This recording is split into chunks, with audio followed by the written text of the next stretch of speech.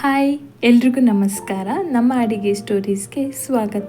ಇವತ್ತಿನ ವಿಡಿಯೋದಲ್ಲಿ ಆಲೂ ಬಜ್ಜಿನ ಸಿಂಪಲ್ ಆಗಿ ಯಾವ ರೀತಿಯಲ್ಲಿ ಮಾಡೋದು ಅಂತ ತೋರಿಸ್ತಾ ಇದ್ದೀನಿ. ಈ ಆಲೂ ಬಜ್ಜಿನ ಯಾವಾಗ ಬೇಕೋ ಆವಾಗ ಸಿಂಪಲ್ ಆಗಿ ರೆಡಿ ಮಾಡ್ಕೋಬಹುದು. ಸಡನ್ ಆಗಿ ಮನೆಗೆ ಯಾರಾದರೂ ಗೆಸ್ಟ್ ಬಂದರೆ ಅಥವಾ ಮಕ್ಕಳು ತಿನ್ನೋದಕ್ಕೆ ಈವ್ನಿಂಗ್ ಸ್ನ್ಯಾಕ್ಸ್ ಬೇಕು ಅಂತ ಕೇಳಿದಾಗ ನಾವು ಸಿಂಪಲ್ ಆಗಿ ಇದನ್ನು 10 ನಿಮಿಷದಲ್ಲಿ ರೆಡಿ ಮಾಡ್ಕೋಬಹುದು. ಬನ್ನಿ ಹೇಗೆ ಮಾಡೋದು ಅಂತ ನೋಡೋಣ.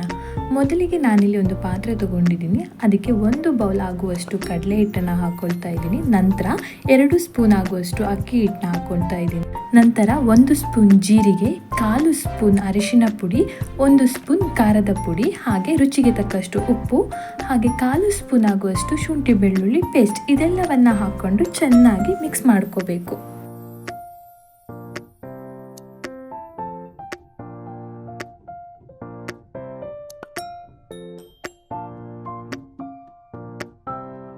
ಇವಾಗ ನಾನಿಲ್ಲಿ ನೀರನ್ನು ಹಾಕ್ಕೊಳ್ತಾ ಇದ್ದೀನಿ. ನೀರನ್ನು ಸ್ವಲ್ಪನೇ ಹಾಕ್ಕೊಂಡು ಹಿಟ್ಟನ್ನು ಕಲಿಸ್ಕೊಳ್ಳಿ. ನೀರನ್ನು ಒಂದೇ ಸಲ ಜಾಸ್ತಿ ಹಾಕ್ಕೊಂಡ್ರೆ ಹಿಟ್ಟು ತೆಳ್ಳಗಾಗ್ಬಿಡುತ್ತೆ. ಅದಕ್ಕೆ ನಾನಿಲ್ಲಿ ಸ್ವಲ್ಪನೇ ನೀರನ್ನು ಹಾಕ್ಕೊಂಡು ಮಿಕ್ಸ್ ಮಾಡ್ಕೊಳ್ತಾ ಇದ್ದೀನಿ. ನೋಡಿ, ನಾನಿಲ್ಲಿ ಹಿಟ್ಟನ್ನು ಗಟ್ಟಿ ಹದಕ್ಕೆ ಕಲಿಸ್ಕೊಂಡಿದ್ದೀನಿ.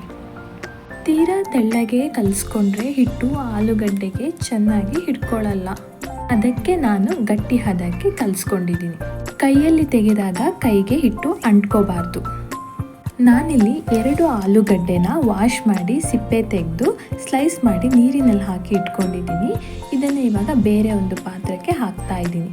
ಇವಾಗ ನಾನಿಲ್ಲಿ ಆಲೂಗಡ್ಡೆನ ರೆಡಿ ಮಾಡ್ಕೊಂಡಿರುವಂಥ ಮಿಶ್ರಣಕ್ಕೆ ಹಾಕ್ತಾ ಇದ್ದೀನಿ.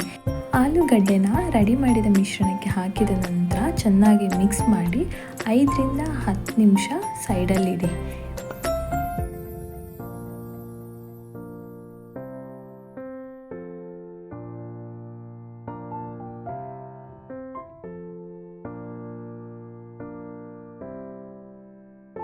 ಇವಾಗ ನಾನಿಲ್ಲಿ ಒಂದು ಪಾತ್ರೆಗೆ ಎಣ್ಣೆ ಹಾಕ್ಕೊಳ್ತಾ ಇದ್ದೀನಿ. ಎಣ್ಣೆ ಸ್ವಲ್ಪ ಜಾಸ್ತಿನೇ ಹಾಕ್ಕೋಬೇಕು. ಮೊದಲಿಗೆ ಸ್ವಲ್ಪ ಮಸಾಲೆಯನ್ನು ಹಾಕಿ ನೋಡಿ ಎಣ್ಣೆ ಬಿಸಿಯಾಗಿದೆಯಾ ಇಲ್ವಾ ಅಂತ. ಎಣ್ಣೆ ಬಿಸಿಯಾದ ನಂತರ ಎಣ್ಣೆಗೆ ಹಾಕ್ಕೊಳ್ತಾ ಇದ್ದೀನಿ.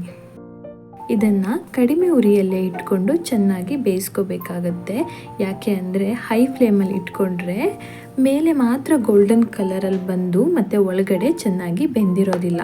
ಅದಕ್ಕೋಸ್ಕರ ಕಡಿಮೆ ಉರಿಯಲ್ಲೇ ಇಟ್ಕೊಂಡು 5 ನಿಮಿಷ ಚೆನ್ನಾಗಿ ಬೇಯಿಸ್ಕೊಳ್ಳಿ. ಅಕ್ಕಿ ಹಿಟ್ಟು ಹಾಕ್ಕೊಂಡಿರೋದ್ರಿಂದ ಮೇಲೆ ಕ್ರಿಸ್ಪಿಯಾಗಿ ಒಳಗಡೆ ಸಾಫ್ಟಾಗಿ ಇರುತ್ತೆ.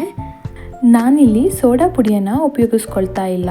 ನಿಮಗೆ ಆಲೂ ಬಜ್ಜಿ ಇನ್ನೂ ಚೆನ್ನಾಗಿ ಉಬ್ಬಿ ಬರಬೇಕು ಅಂತ ಹೇಳಿದ್ರೆ ನೀವು ಸೋಡಾ ಪುಡಿಯನ್ನು ಸ್ವಲ್ಪ ಹಾಕ್ಕೊಳ್ಬಹುದು.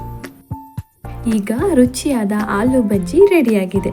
ಇದನ್ನು ನೋಡ್ತಾ ಇದ್ದರೆ ಬಾಯಲ್ಲಿ ನೀರು ಬರುತ್ತೆ, ಅಷ್ಟು ಕ್ರಿಸ್ಪಿಯಾಗಿ ಚೆನ್ನಾಗಿದೆ. ನಿಮಗೆ ಈ ವಿಡಿಯೋ ಇಷ್ಟ ಆದರೆ ಪ್ಲೀಸ್ ಲೈಕ್ ಮಾಡಿ.